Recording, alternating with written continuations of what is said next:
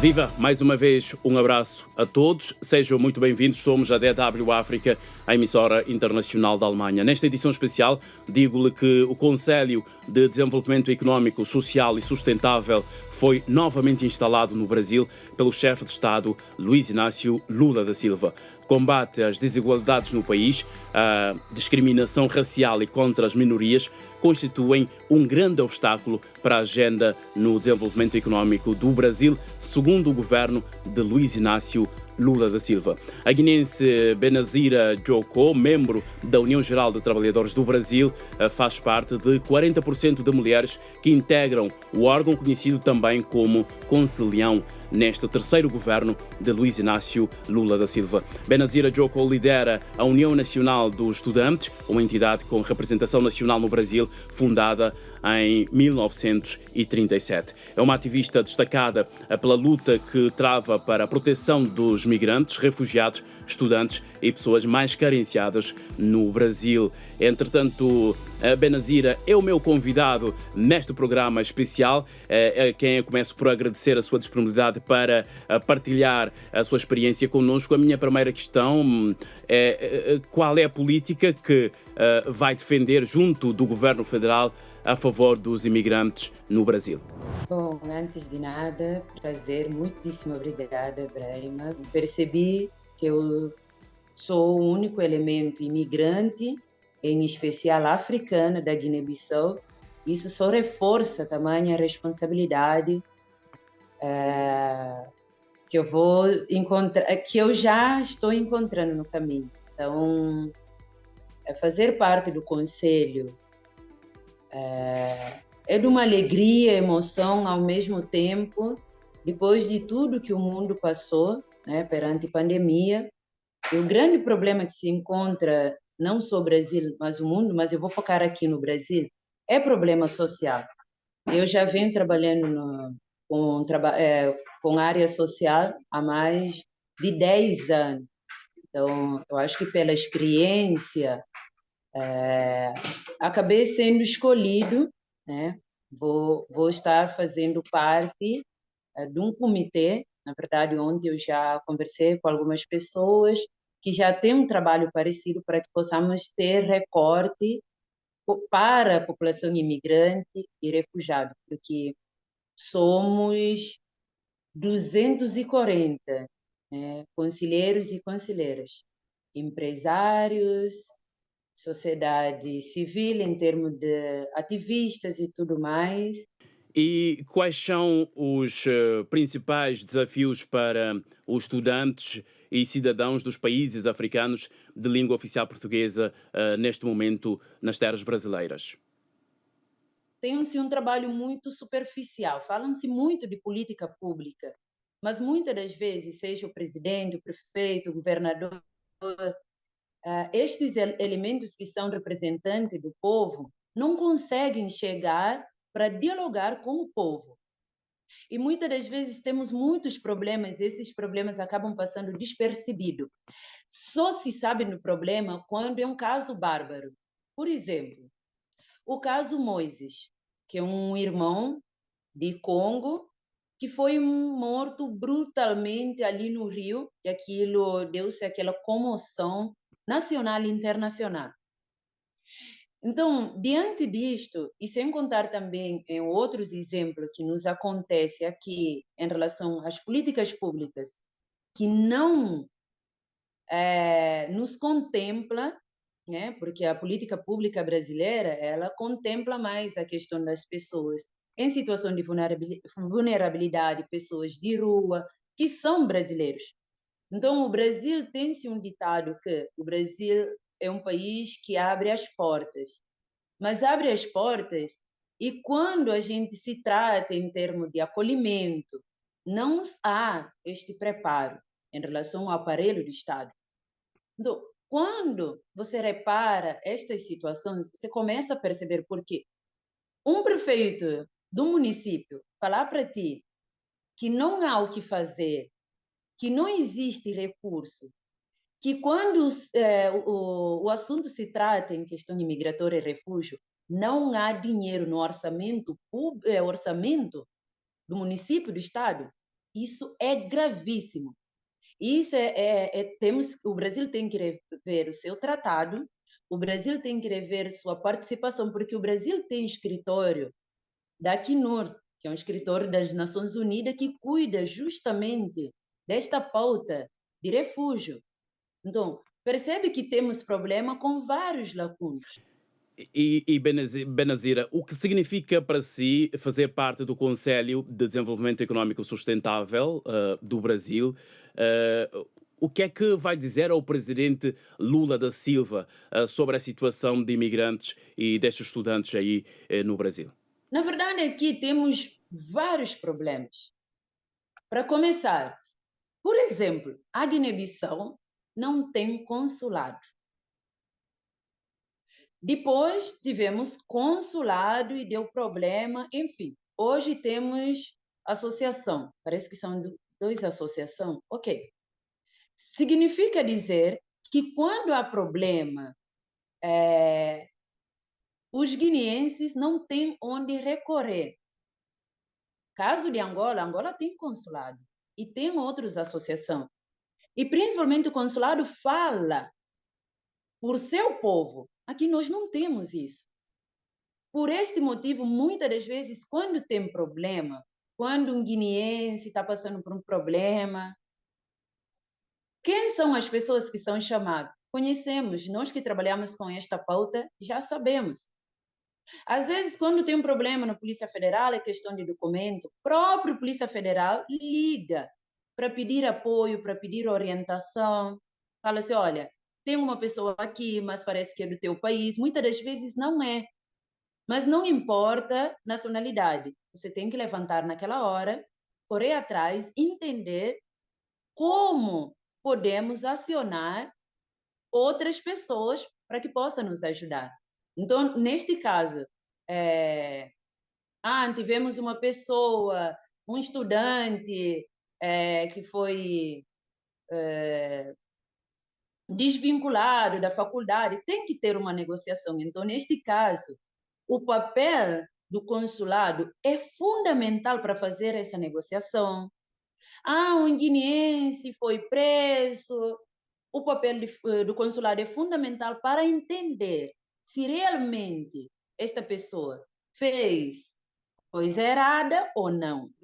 Eu sei que vai ser um momento muito desafiador, não vai ser fácil, mas eu estou muito esperançosa, estou muito positiva. Eu sou fã dos projetos de Luiz Inácio Lula da Silva, né? Eu sou fã da maneira. Eu cheguei no Brasil em 2003 e foi a época também que ele ganhou o primeiro mandato.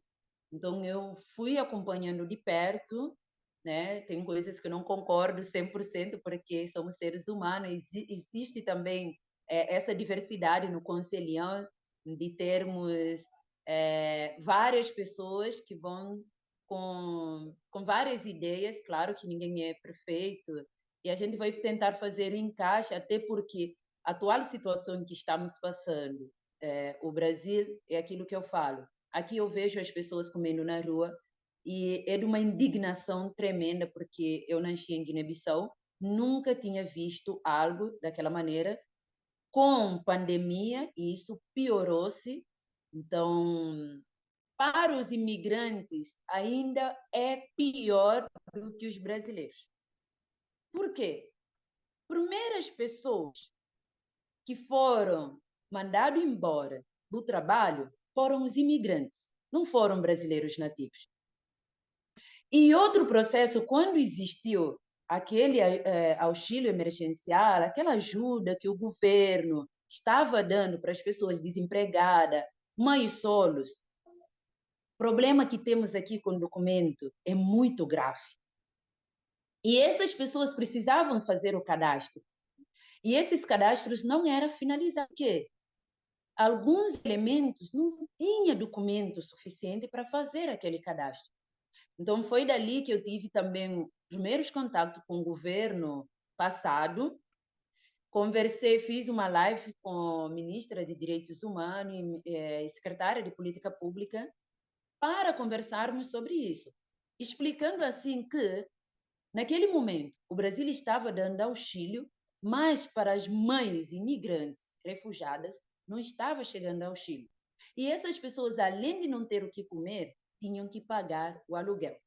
Então tivemos muitos problemas de ter que fazer negociação, porque chegou um momento que as pessoas estavam devendo 3 meses, na pandemia não tinha trabalho, 3 meses de aluguel. E os donos queriam realmente pôr fora. Ou Então, seja, vai tentar, dentro do sistema, lutar para que a igualdade social seja uma realidade? olha, a primeira coisa, ontem eu conversei rapidamente com o ministro de Justiça,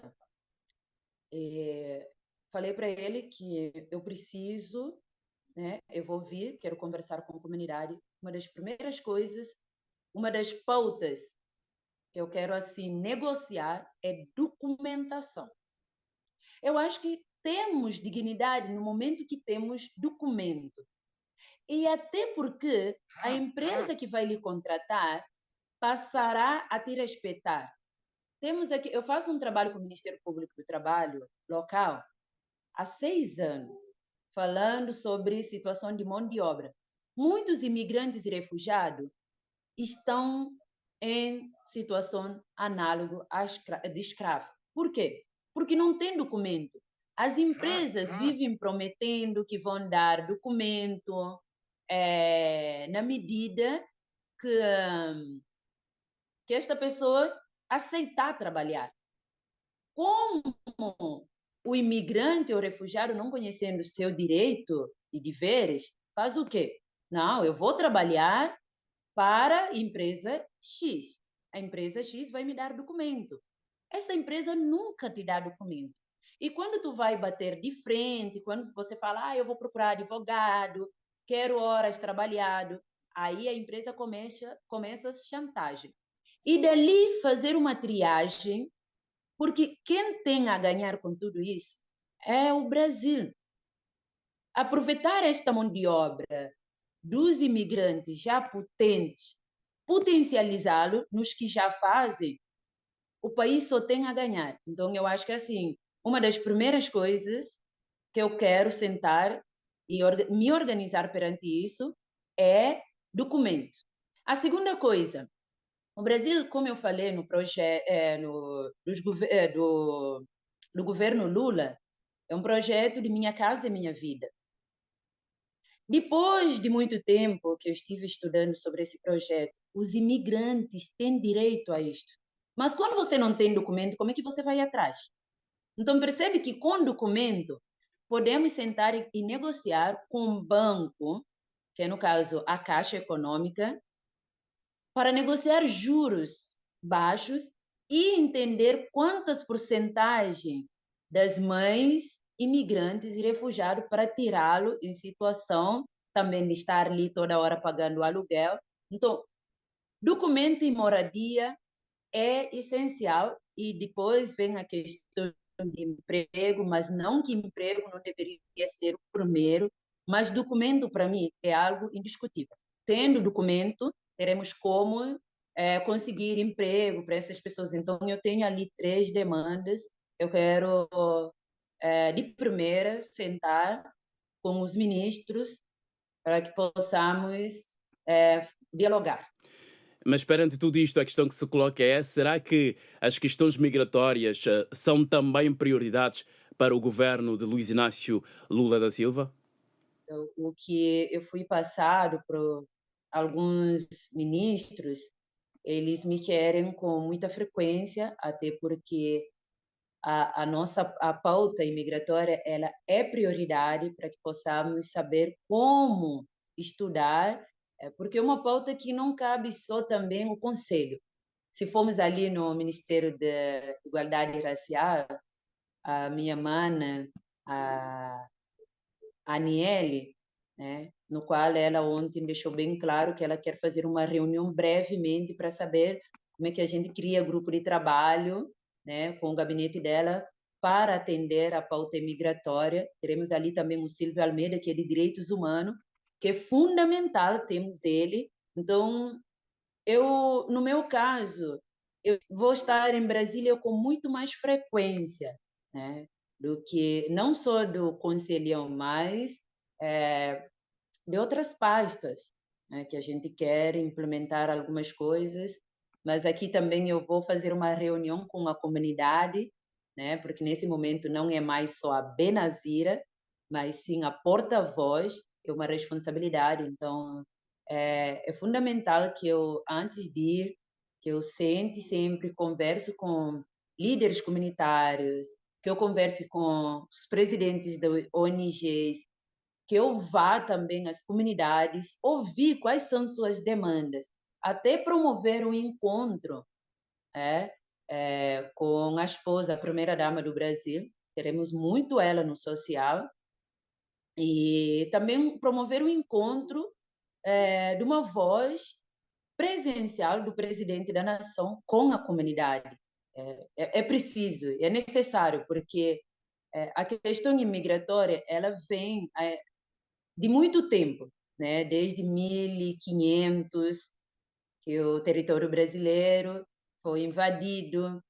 Depois, em 1888, a gente vai ter a questão que a escravatura foi abolida, que é a questão da Carta de Euforia.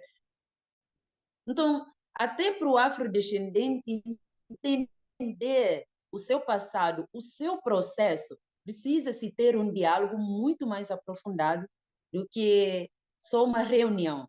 Então, acredito que entre direitos humanos, igualdade racial, até porque o gabinete da igualdade racial, para que a gente possa ali estar vendo o que implementar, como chamar, despertar a sociedade sobre a xenofobia que nós, enquanto imigrantes e refugiados, sofremos aqui. O racismo aqui sabemos que é estrutural, mas sim, há elementos que podemos utilizar para combater. Muito obrigado, Benazira Joko, por se juntar a nós. Benazira é a guineense que integra ao Conselho de Desenvolvimento Econômico, Social e Sustentável do Brasil. O Conselhão é um órgão de assessoria do governo brasileiro, mas que reúne uma parcela vasta da sociedade do país. Esse caráter complexo e diverso dá ao presidente um radar interessante do que a sociedade brasileira está a pensar do governo e do que a sociedade também demanda do executivo de Luiz Inácio Lula da Silva. Da minha parte é tudo, um grande abraço a todos, voltamos quando for necessário. Já sabe, notícias em atualização em dw.com/português, também no nosso Facebook DW Português para a África e nas outras plataformas digitais. Um abraço e continuação de um bom dia.